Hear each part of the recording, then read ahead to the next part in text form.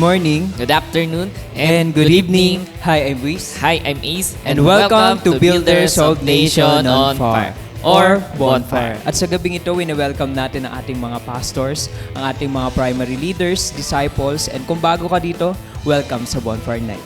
Binabati rin po namin ang mga OFW na kasama naming nanonood ngayon sa ating Bonfire Night. At sa pag-umpisa ng ating Bonfire, panoorin muna natin ang Bonfire Things to Remember.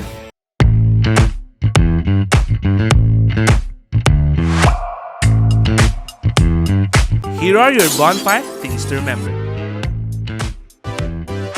Bring your notebook, Bible, and ballpen. Open your heart to the message. Hashtag Puspus Yarn. No unnecessary activities while watching. Hashtag multitasker. Wag ganon. Focus on the message through our speakers. No? Kasi kung makikita natin, ang gaganda ng promise. Ang gaganda ng Hashtag promise. focus ka lang. Invite and tag your friends. Be a blessing. Hashtag friendship goals. Engage by sharing your thoughts and leave comments below. Respond to the message and take action. Oh, huwag kalimutan mga ka-bonfire ha. Paalam!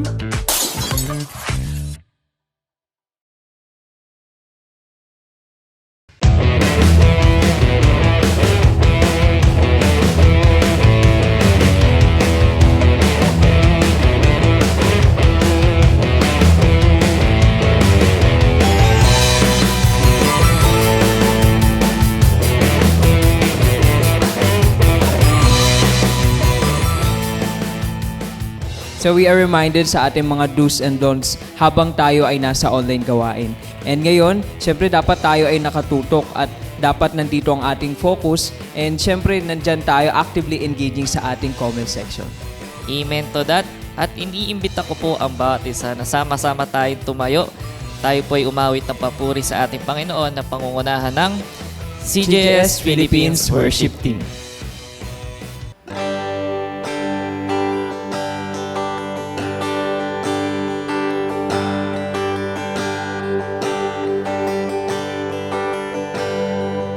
You are my strength,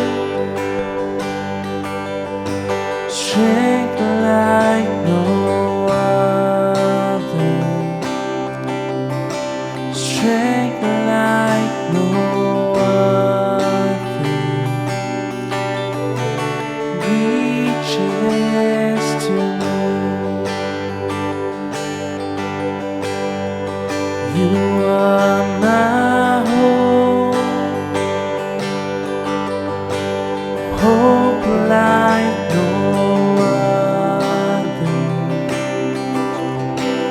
hope like no other, reaches to me.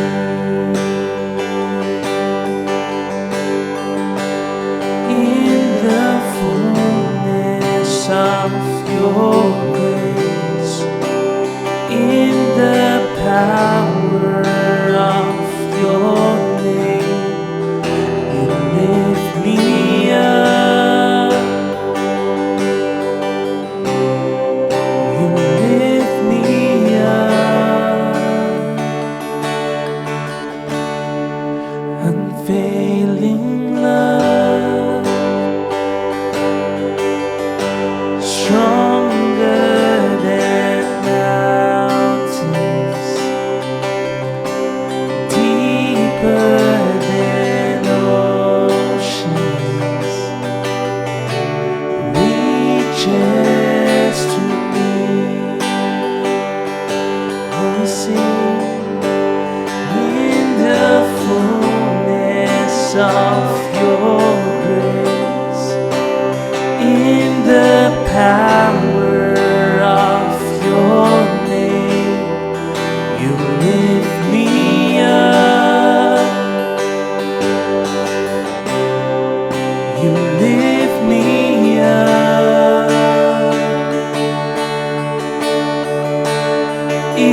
the fullness of your grace, in the power of your name, you lift me up.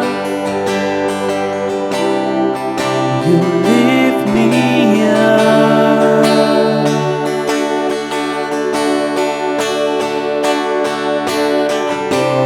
Your love, oh Lord, reaches to the heavens.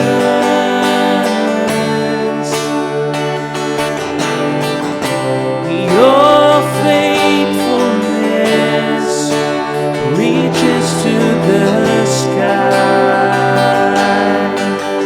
Your love, your love, your love, oh Lord, it reaches to the heavens.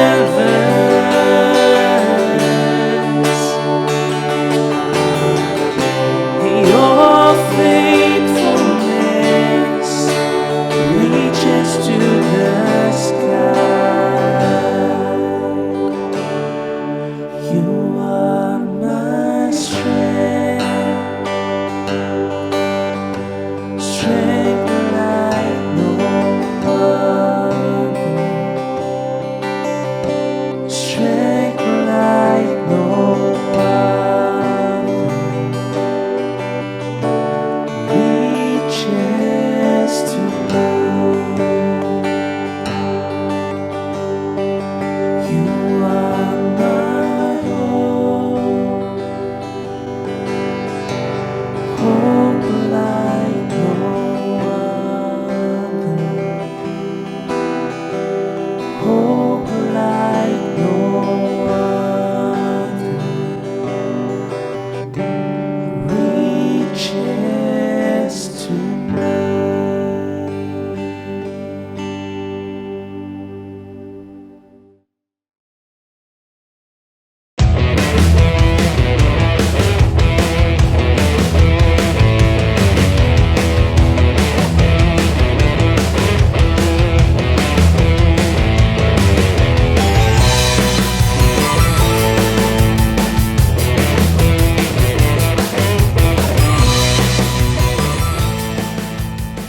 Praise God sa ating narinig na awit na papuri na inatid sa atin na ating worship team. And ngayon, we are reminding everyone na talagang dapat tumutok tayo sa ating gawain ngayong gabi. And you are actively engaging sa ating comment section, and iwasan natin ang pag-multitask at talaga nakafocus tayo sa ating gawain, sa ating live stream. And syempre, nagtitake notes tayo dahil napakahalaga at powerful ang ating mensahe na maririnig sa gabing ito. So for our bonfire speaker for tonight, she is one of the primary leaders of CGS Las Piñas, a leader of leaders, School of Leaders 1 teacher, a professional. Let's welcome Sandra Sim.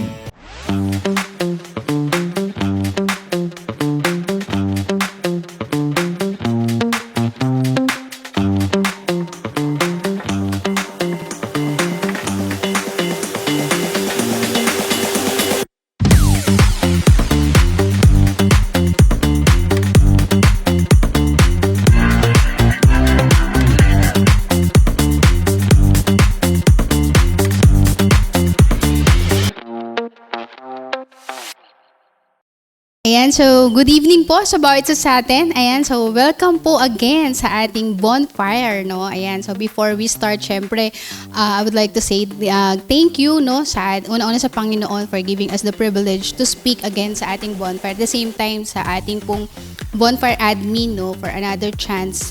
And most especially din sa ating pastor, kay Pastor Rami and Ate Del, for another chance and privilege din to speak here in Bonfire Night. Ayan. So, syempre magandang gabi sa bawat isa sa atin. So, try na natin na i-share ang ating mga link, no? Ang link ng Bonfire para sa mga invites natin, disciples, attendees, no, ng ating mga tribes. So, syempre bago ang lahat, pasalamatan natin ng Lord and i-open natin yung ating pong gawain in prayer. So, samahan niyo po ako mga kapatid, no, para po sa ating panalangin. We praise you, Father God, for this night. I pray, Lord, na ikaw ang siyang maitaas at ikaw po, Panginoon, ang siyang magbigay ng wisdom, knowledge and understanding sa lahat ng makakarinig ng iyong mensahe sa gabing ito. Dalangin ko na i-open mo yung hearts and mind ng bawat isa, Panginoon, upang i-receive and at the same time i-apply, Panginoon, ang bawat mensahe na maririnig namin sa gabing ito. Cover me, Lord, with your precious blood, and let the Holy Spirit, Lord God, give me wisdom, Panginoon, sa lahat ng lalabas sa aking bibig ay magmumula lamang sa iyo, Panginoon. At ang lahat ng ito, Panginoon, inaalay namin ang gawain na ito sa gabing ito, Panginoon. Kaya maraming pong salamat at I pray, Lord, na maging maayos, Panginoon, ang signal ng bawat isa. Dalangin ko na malakas ang internet ng bawat nakakapanood at makakapanood, Lord God, sa gabing ito. Patuloy na ang iyong gabay ay hinihingi namin, Lord God, sa gawain ito. In Jesus' name. Ito po ang aming dalangin sa pangalan ng Ama, ng Anak, at ng Banal na Espiritu Santo. Amen and amen. Ayan, so blessed evening po muli sa bawat isa sa atin. Ayan, so ready na ba tayo na marinig ang message from the Lord Jesus Christ? Ayan, so sige po, start po tayo mga kapatid. So, check natin sa ating pong mga Bibles. No? Kung meron po kayong Bible dyan, i-open natin to sa Acts chapter 1, verse 8. Ayan. So, sabi dito, "But you will receive the power when the Holy Spirit comes on you, and you will be my witnesses in Jerusalem, in all Judea and Samaria, and to the ends of the earth." Ayan. So, salamat sa Panginoon sa ating pong mensahe ngayong gabi. So, dito natin makikita that the Lord Jesus Christ, no, itong verse na to, ito yung final promises niya before He ascend. Diba? And dito natin makikita. Sa verse na to, sinasabi dito that we will receive the power of the Holy Spirit. The Lord speak to each and everyone. Na hindi ito suggestion, but this is a command. This is the statement of our Lord Jesus Christ. And dito natin makita that it is the mission statement na dapat meron tayo sa loob ng church, mga kapatid. No, remember that Jesus didn't send us out, no, to become empty-handed on our own power. But God will send us because we have the Holy Spirit, no, and lagi niya tayong gagabayan. So, sa ating pag-uusapan, no, nakita ko dito yung team natin is the power of the Holy Spirit na kailangan ng bawat isa sa atin. Remember that the Lord is giving us the Spirit, no? The Holy Spirit, the power of the Holy Spirit, so we could give the world for a transformation and history, sabi nga, 'di ba? Ang mission natin is not just for ourselves. Our mission is globally na dapat ay ini-implement natin yung maibigay natin, yung nais ng Lord, His message, His goodness, no, to everyone. Alam naman natin what is happening right now in our country and in individuals din talaga. Marami na sa atin nakakalimot na yung magkaroon ng relasyon sa ating Panginoon. And that is why God is giving us the Holy Spirit for us to depend on Him, 'di ba? So this message not just for me, it is for everyone. Lalong-lalo na ikaw na nandito ngayon, na first time mo, no? Congratulations, and you are one of the listener na napili ng ating Panginoon sa Kristo. So lagi natin tatandaan at every message that we receive, it is have a powerful message, no, personally sa bawat isa sa atin. So the power of the Holy Spirit, sometimes at neglect natin eh. Diba? Dahil ba nasa loob ka ng church? Yan. Minsan kasi pag nasa loob ka ng church, feeling mo napaka-righteous na natin, diba? Pero God is giving us the reason kung bakit dapat maintindihan at maunawaan natin why we always here in the church, and at the same time, there are people na nagre-remind sa atin. So the power of the Holy Spirit will change our mind, our heart, no, our principles in life. So sabi dito, the power of the Lord or the Holy Spirit is giving us personal evaluation sa sarili natin. What does the Holy Spirit teaches us and lead us to have? Number one na nakita ko dito is the power. Ayan. Marami sa atin is nagagamit natin yung sarili nating kapangyarihan in doing something. Pero yung kapangyarihan na galing sa banal na spirito, no, hindi sa sarili mo, lagi natin bigyan ng attention. Sabi nga sa Matthew 28:18, ang sabi diyan, "Then Jesus came to them and said, 'All authority in heaven and on earth has been given to me.'" So hindi yan ibinigay sa iyo because able ka, capable ka, 'di ba? God is giving us the Holy Spirit because isa tayo sa pinili ng Panginoon. Kaya ang daming nakikita natin hindi magandang news kasi they're using their own power. 'Di ba? Kaya ang daming news na hindi na nakakatuwa at nagbibigay ng takot sa lahat, 'di ba? Recently lang, 'di ba? Trending yung mga kabataan na talaga namang inside the school, 'di ba? Na akala natin safe, but yet dito natin makikita na they use their wrong power to hurt number one themselves and others also. Sa present condition in our country, no, yung powerful ways na ginagawa nila, it's not from the Lord Jesus Christ eh. It's about their authority na. That's why nagkakaroon ng bending the law, wala nang respect sa batas, because they use their own power.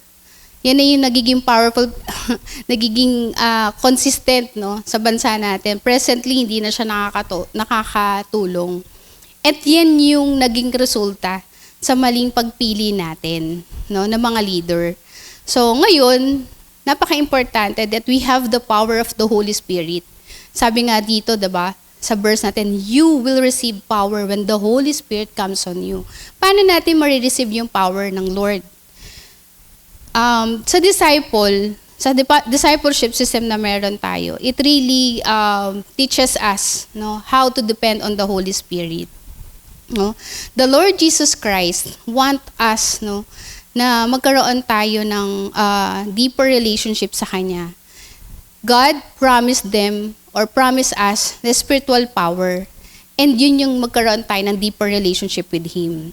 As a disciple, sometimes, 'di ba, na nagkakaroon tayo ng misconception when it comes sa power eh. Minsan akala natin when we do our daily devotion, prayer, yes, tamang way and basic life natin yan eh.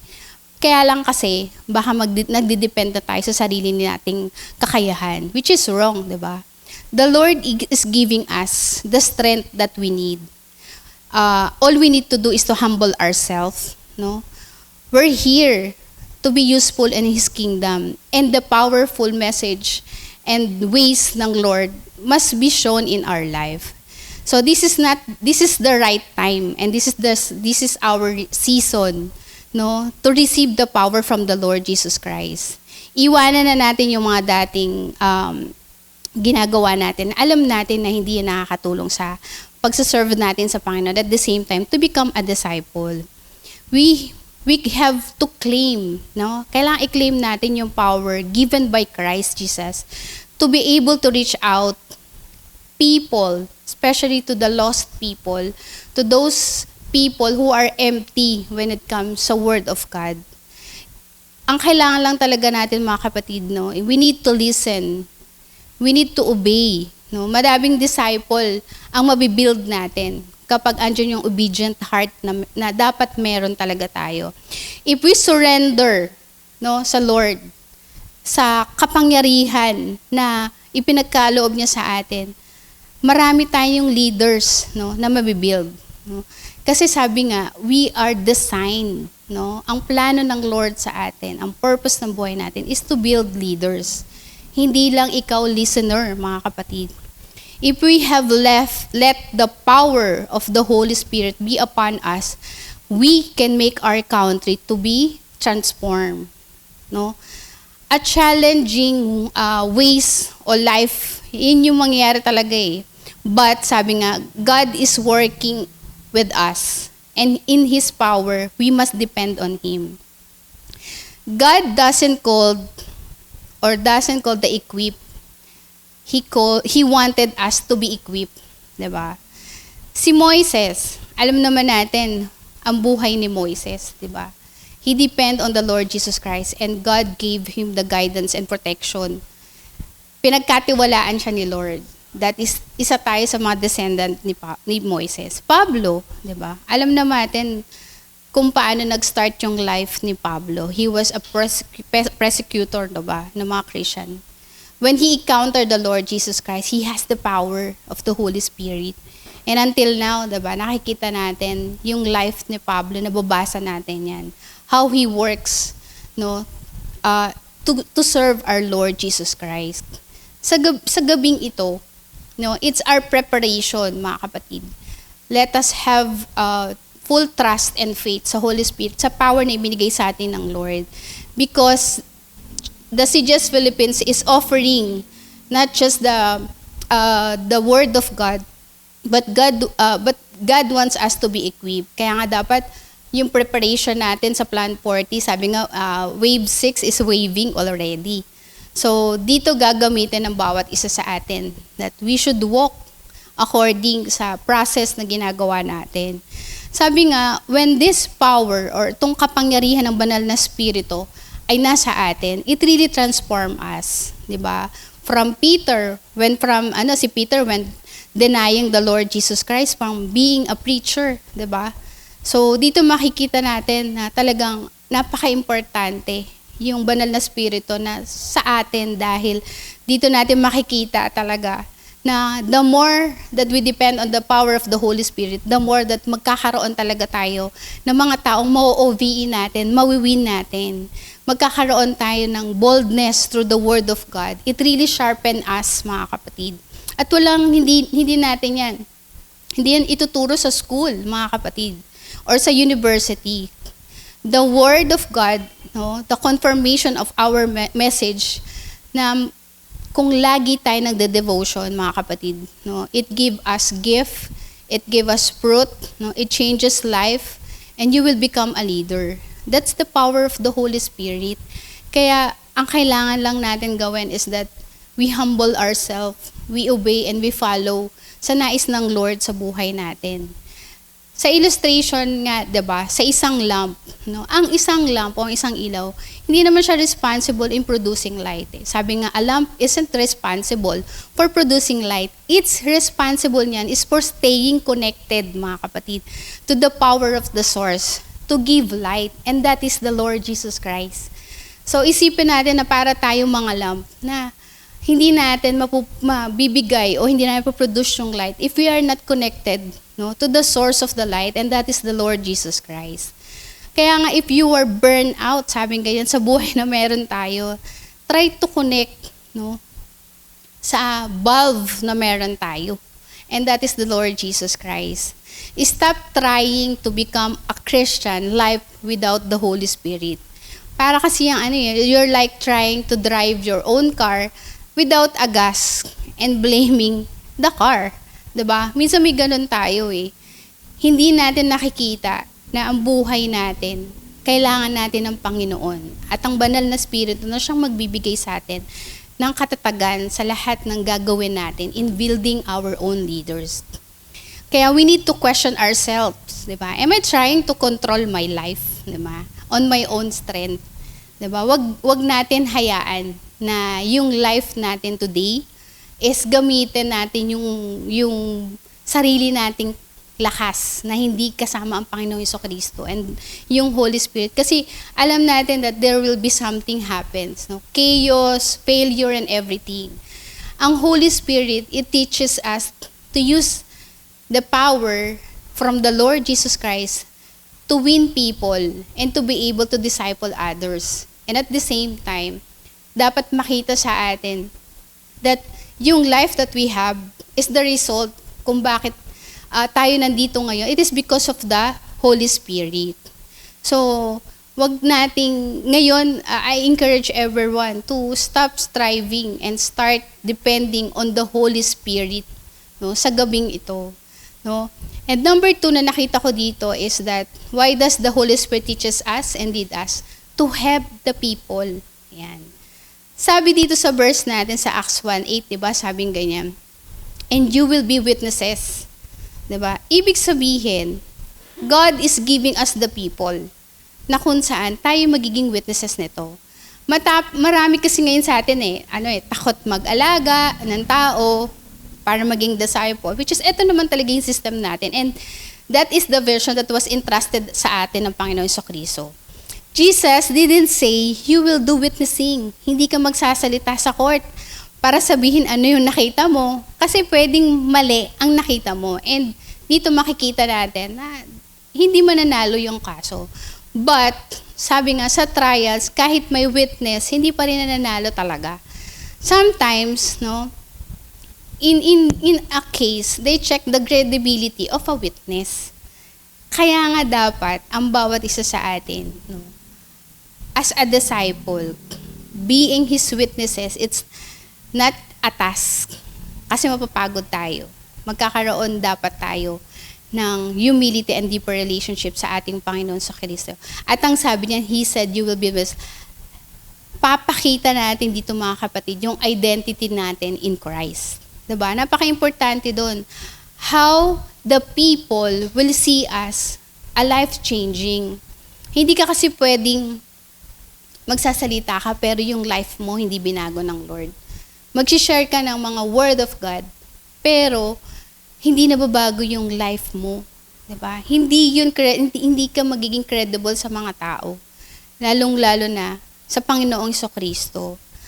The Holy Spirit will teach us to become a witnesses na kung saan yung life natin personally may changes, 'di ba?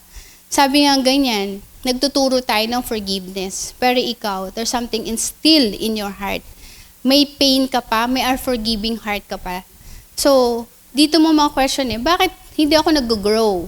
Diba? Bakit hindi ako nagiging effective sa mga taong nililid ko sa Lord? You have to ask yourself. Dapat you testify what Jesus did for you. Diba? Napaka-importante yung life testimony natin. Sabi nga, diba, someone who says, I was blind, but now I see. Diba? Kaya dapat wag tayo mapagod na magkaroon ng weekly OVE or one verse evangelism. Diba? Kasi dito natin makikita yung growth natin. Kapag may mga tao tayong nawiwin, diba? Ibig sabihin, yan yung plano ng Lord sa atin. Kapag marami ang tumatanggap sa Panginoon Jesucristo, it's not because of our power. God is giving us the people para sila yung mabago. At isa tayo sa ginagamit ng Panginoong Jesucristo. It costs so many lives, sabi nga ganyan. Kapag wala tayong ginagawa, no? Yung buhay ng mga tao, talagang mapapariwara sila kapag hindi tayo kumilos. Kaya nga sabi, di ba, we will not be silent about the salvation as a gift from the Lord Jesus Christ. You are not called to win an arguments, kahit anong galing mo sa salita ng Panginoon. If you're using just to argue and to have something na i-input sa mga tao, pero andun yung blaming, diba? Andun yung condemnation. Ang nais ng Lord sa atin is to win people. Kaya ibinibigay sa atin ng Panginoon Jesucristo itong mga tao na to, diba? Para sila ay mabago. That is why yung Holy Spirit, it lead us to the people. Diba? Tayo yung gagamitin ng Lord for them to be changed and to be transformed. Kasi ganun din naman yung nangyari sa atin, diba? Kaya marami sa atin ang nawin sa online. Yung social media was used, no, during pandemic, no? Nakita natin ang dami, ang lito, stress, ang dami nagkaka-anxiety, diba? Because of that pandemic, ang dami nagkakasakit, daming namamatay. Pero isipin natin that God leads you to those people who are in need. Kaya dapat yung life natin, the more na ginagamit tayo ng Panginoon Jesucristo, the more that we depend on the Holy Spirit. The more that we must have the power of the Holy Spirit as a witnesses today. Sabi nga, what we learn, diba, and what we have, it is because we encounter the Lord Jesus Christ, the Holy Spirit, diba? Kaya nga, si Jesus Christ, diba, siya yung the best example and model when He finished the divine assignment that was given to Him. Imagine, diba, He was sent for us. He was sent for those people, no? Sabihin na natin, a sinner, mga taong makasalanan. God used His life, no, and sacrificed His life for us to be saved, for us to receive the salvation. Tayo, hanggang saan ba yung kaya nating gawin? No? At I can say na magagawa natin yan because we have the Holy Spirit and we need to depend on the Holy Spirit. And yan yung destiny ng bawat isa sa atin. So, hindi lang tayo tinawag para makipag-argue. We are called to share the Word of God. Lagi natin iisipin, sometimes, yes, makakaranas tayo ng mga condemnation, criticism from other people. But remember, tao lang sila. No? Sila yung ipagkakaloob sa atin ng Diyos as a challenge, no? Para magawa natin yung vision na ibinibigay sa atin ng Panginoon. At lagi natin tatandaan, every time there are people who condemn us, because pinili natin tong journey na to, may mga taong magkikritik sa atin, di ba? May pamilya tayo na lalayuan tayo, iiwasan tayo, di ba? Sa sinasabi natin sa kanila kasi our family is our first ministry. Always be reminded that Jesus is there for us. At ang sabi niya sa Matthew 11:28, "Come to me, all you who are weary and burdened, and I will give you rest." No? Kung may pinagdadaanan tayo, daanan lang natin. Kasi importante yung soul from the Lord Jesus Christ. Di ka pwedeng magtambay dyan. Kasi magkakaroon ng delayed sa pag-uwin sa mga tao na kailangan natin ipakilala ang Panginoon. Huwag mong hayaan na ikaw yung magiging reason kung ba't nadidelay yung vision. Diba? So, we need to have a strong relationship with the Lord Jesus Christ. And those people na nililid sa atin, nililid tayo ng Panginoon, sila dapat yung makareceive ng message from the Lord Jesus Christ through us. No? The people needs Christ. Kaya, importante na maging master tayo. Pag sa pag-OVE, sa ladder of success na meron tayong system. Importante yan, mga kapatid, no? Hindi lang tayo nandito para mag-conduct ng cell group. Hindi lang tayo nandito para sabihin natin, join ka sa cell group. After that, nasa cell group, kailangan apply natin yung ladder of success. I-consolidate natin sila. Itong mga tao, they really need consolidation for them to realize and to understand yung passion ng Lord sa bawat isa sa atin. Sa consolidation, it teaches us how to humble ourselves. And papalitan ni Lord yung puso nating bato, mga kapatid. Kaya kailangan natin na gawin ito. Kung hindi ikaw ang gagamitin ng Lord, sabi nga, sino? Kaya if you have the opportunity sa gabing ito, ask yourself and evaluate yourself. If you have Jesus, you have a story to tell.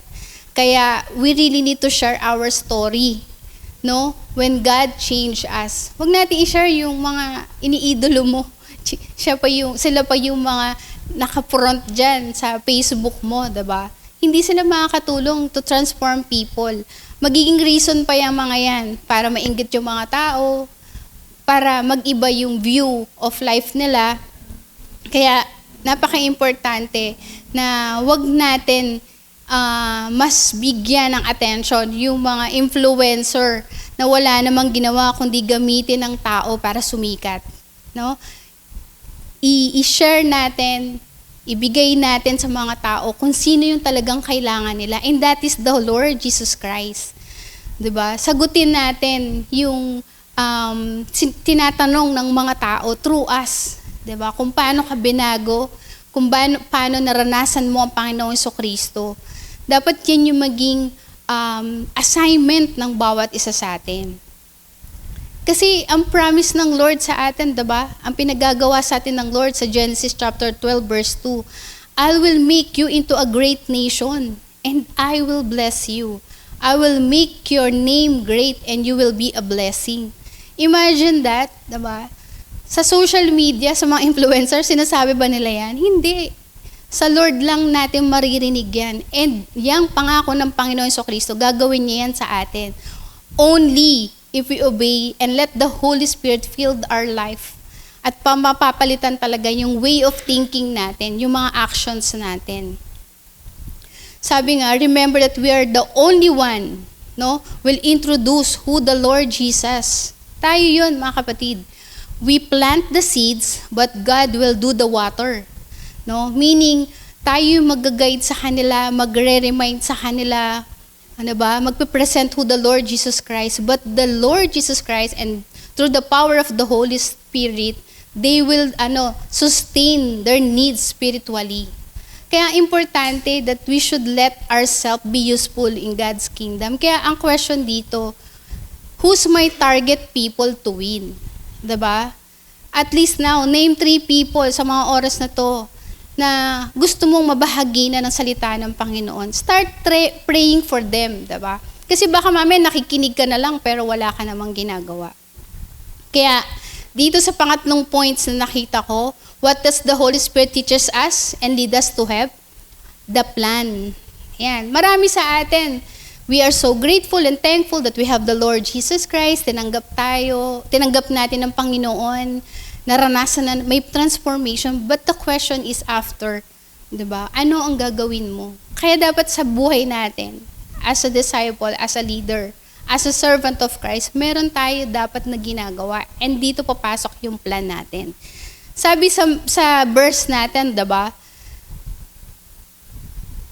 You will be the witnesses dito in where? Jerusalem, in all Judea and Samaria, and on the ends of the earth. So may planning. May ibibigay sa ating task ang Lord, diba? So what's your plan after the power from the Holy Spirit? What the people sees you as a witness. Apply na natin yung blueprint na meron tayo, and that is the ladder of success. Matthew 28:19-20 says, therefore, go and make disciples of all nations. So hindi tayo pwede magstay lang doon sa 1 and 2. We have the power, we have the people, 'di ba? Next is the plan. Sabi nga, baptizing them in the name of the Father and the Son and the Holy Spirit. At hindi lang tayo mag-stop doon. And teaching them to obey in everything I have commanded you. And surely, pangako ng Panginoon, I am with you always at the very end of the age. Hindi tayo at the very end of the age, Hindi tayo pababayaan ng Lord. So anong gagawin natin? Starts with Jerusalem. Sino ba yung Jerusalem natin? The family. 'Di ba? Para maunawaan natin nila yung ginagawa natin. Kasi kung ikaw lang yung binago ng Lord, ikaw lang yung disciple sa loob ng tahanan, kapag nineglect natin yung Jerusalem natin, magkakaroon ng problema, mga kapatid. Kasi makikita nila, lagi ka na lang nakaharap sa cellphone. Ako may mga testimony from my tribes talaga na palagi na lang daw nakaharap sa cellphone, may kausap, 'di ba? Kasi nanineglect natin yung Jerusalem natin, and that is our family. Dapat pansinin natin sila na sila yung unang ma-reach natin as part of our plan, mga kapatid. 'Di ba? Kapag ang pamilya na win natin, you work as a team inside the house from the kingdom of the Lord, 'di ba? Madalas, yes, i-admit natin that family is hard for us to win. But remember, it was given to us yung power of the Holy Spirit. Amen? So, minsan, yan yung pinaka-place na kung saan talaga namang pag-iiyakin ka, doon ka makakaisip na tama ba yung decision mo. Pero remember, mga kapatid, no? Pangako ng Lord sa atin to. He will give us the power of the Holy Spirit. So, wag natin i-neglect yung family natin. Wag natin i-neglect yung ating Jerusalem. Alam niyo ba, kapag ang pamilya, lahat sa loob ay leaders or disciples, lahat tayo magiging busy sa kingdom ng Lord. Di na natin mapapansin yung pagkakamali ng isa. 'Di ba? Ganon mag-work ang Lord sa family. Next, our Judea. No? Yan yung unang-una natin bigyan din ng attention. Our community, where you are familiar. Yung friends mo, kababata mo, di ba? Place na kinalakihan mo, ka-work mo, classmate mo, di ba? Yung mga kalaro mo sa online games, yung mga ka-ML mo, ka-MU mo, ka-MU, joke lang yun. So these are the people you have a common ground with. So, dapat sila yung unang sinisharan din natin ng Word of God. Sabi nga, God calls us to move from the comfort of our families into our local communities, di ba? Being a light to the people, we interact with our daily routines. Diba? Yung katrabaho mo, classmate mo, sila yung sharean natin ng Word of God. Para yung classmate mo, mag-win kayo sa campus. Diba? Hindi eh. Anong nangyari kasi, nagkakaroon tayo ng dual personality. Kapag nasa church ka, lingkod ka ng Panginoon. Pero pag nasa outside ka na ng church, lingkod ka na ng mundo. Diba? Wag ganun yung maging mindset natin. Let us win our Judea, our workplace. Let's have a campus revolution. Kasi dito nag-start, diba? Yung training ground to have a to become a matured person. At alam natin, sa school, diba? Ito yung nagiging platform ng mga estudyante na kung saan andun yung curiosity, challenge nila yung sarili nila sa mga maling ways, diba? Kasi you agreed to everyone, diba? Kaya dapat, let us win our Judea, our community, no? Magkaroon ng campus revolution. Agree ba tayo yan? So, ilagay nyo sa comment section. I am into it, diba? Kasi minsan, naisip pa lang natin ang hirap. Ang pangako sa atin ng Lord dito, di ba? But you will receive the power when the Holy Spirit comes on you.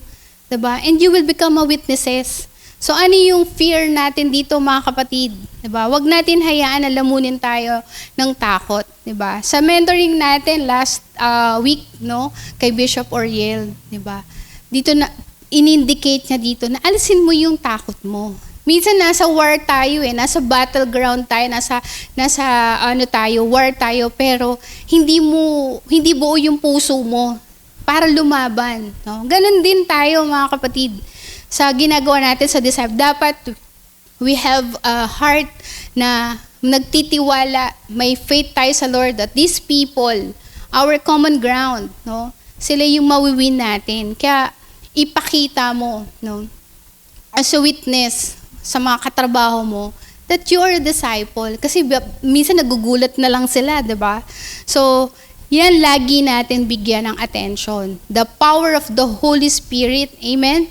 And to the ends of the earth, sabi dyan. So, dito naman, sa Samaria, ayan, dito nakita natin, ang daming na-build na leader. Ito yung international, no?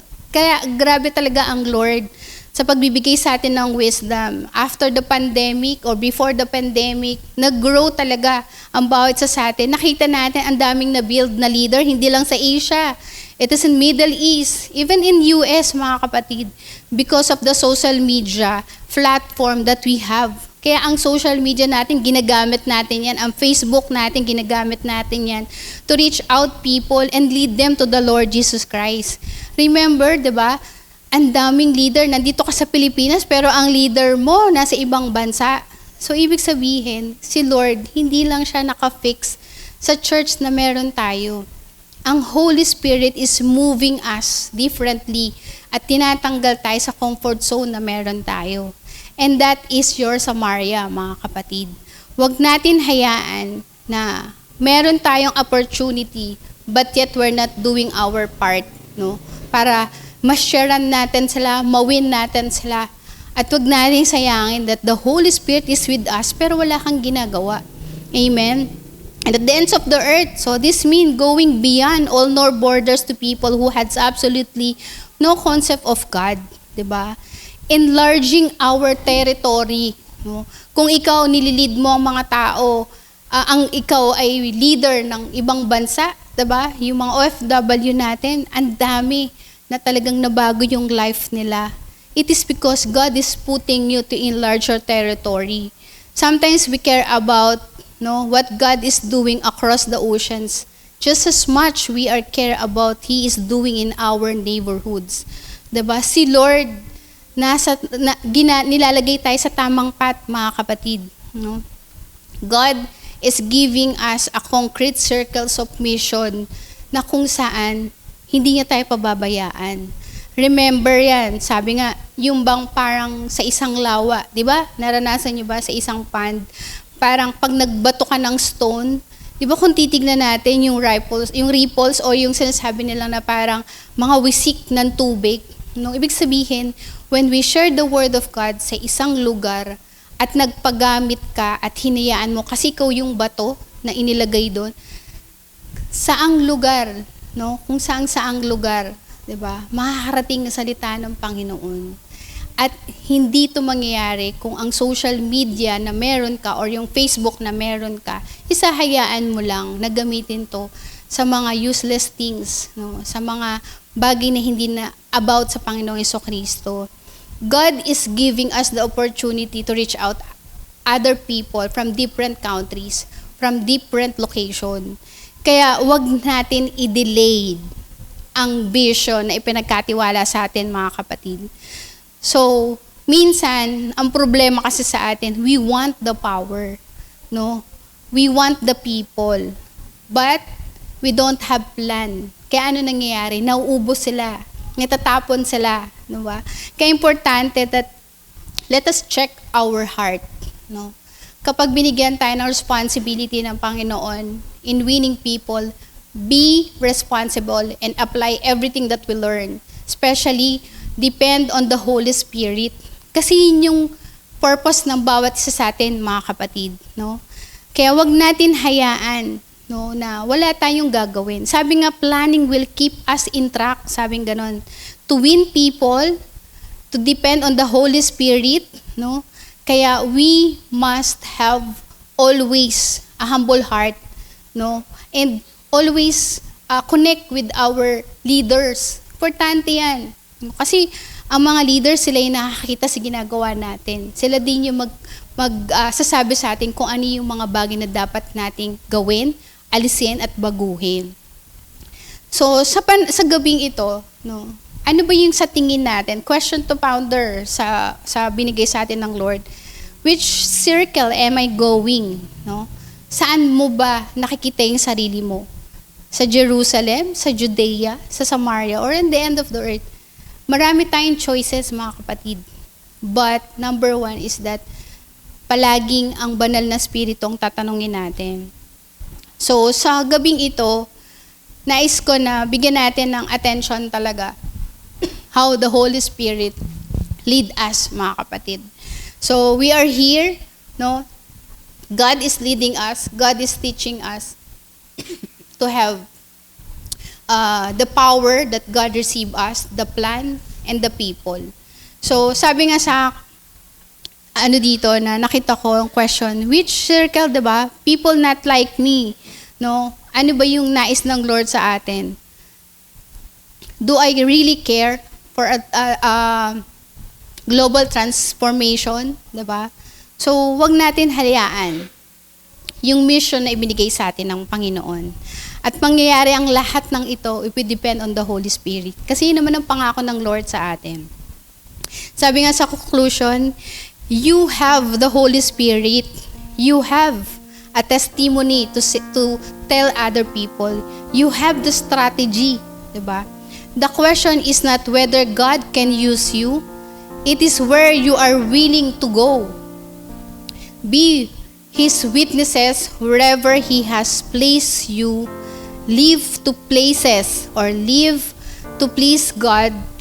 Proclaim His truth and make a legacy for His glory and honor. Importante that we do our history habang nabubuhay tayo. Leave a legacy, mga kapatid. Let us have the Holy Spirit lead us, no, to these people, no, to have a power and to make plans sa buhay ng bawat isa sa atin. Huwag natin i-delay ang vision na ipinagkatiwala sa atin ng Panginoon because we have the Holy Spirit and the Holy Spirit will lead us sa nais ng Diyos sa buhay ng bawat isa sa atin. So I hope and I pray na ang bawat isa sa atin, marami tayong natutunan.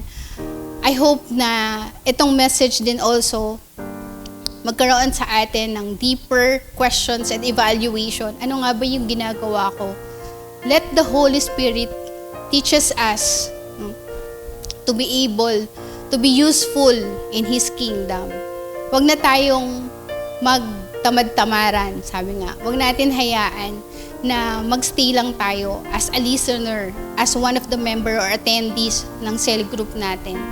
Kaya ka nasa loob ng cell group, kaya mo kaya ikaw ay na-consolidate because may gagawin ng Lord sa buhay mo. And we need to claim for that. So, yun lang po yung gusto kong impart sa bawat isa sa atin. And salamat sa Panginoon sa message na ibinahagi niya through me. I hope and I pray na ang lahat sa atin ay kumilos, diba?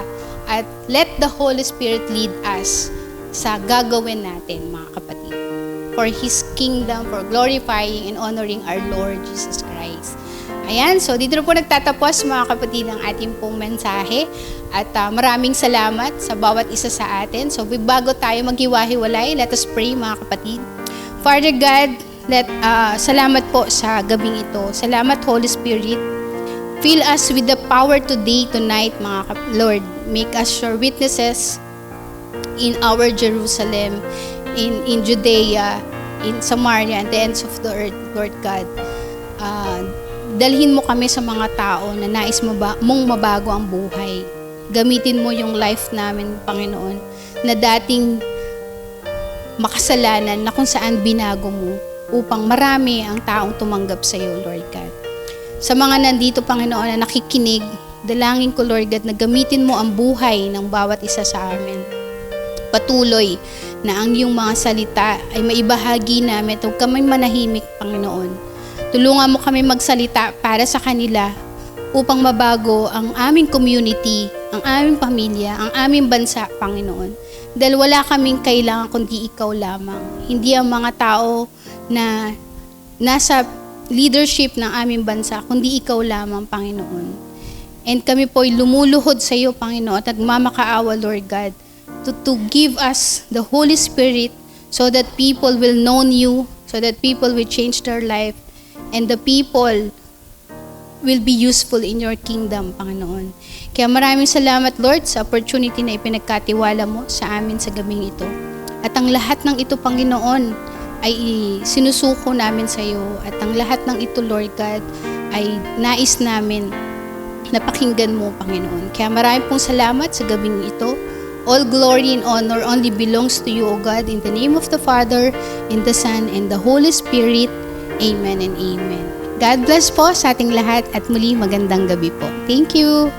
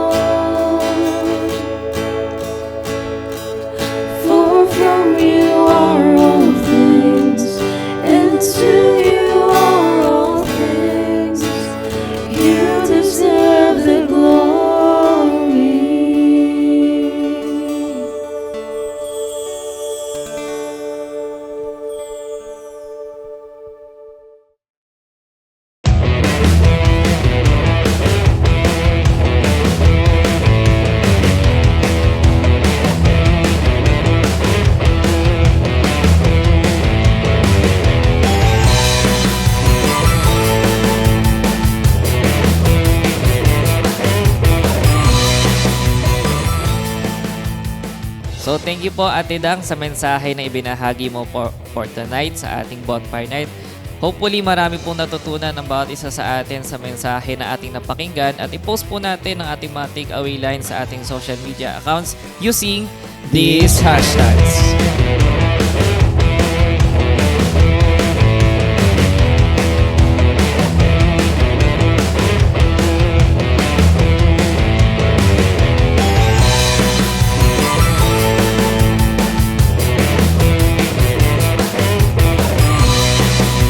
So praise God sa ating mga nakasama simula ng ating gawain hanggang sa ito ay matapos. And kung bago ka dito sa ating online community or dito sa ating gawain sa Bonfire, mag-comment ka lang dyan sa ating comment section or maaring mag-approach ka sa mga leaders na actively engaging dyan sa ating mga comment section.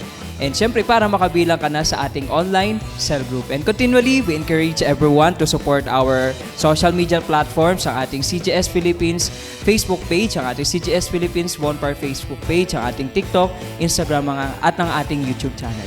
This coming Sunday po, meron po tayong online simbahay ng 6 a.m. So sa Saturday pa lang po ay handa na po natin ang ating mga sarili at handa natin ang ating mga invites, ang ating mga kapamilya, kaibigan, kakilala. Nasama-sama po tayong manood at makinig sa mensahe na ibabahagi sa atin ni Pastor Rami Henares Jr. So, thank you and God bless!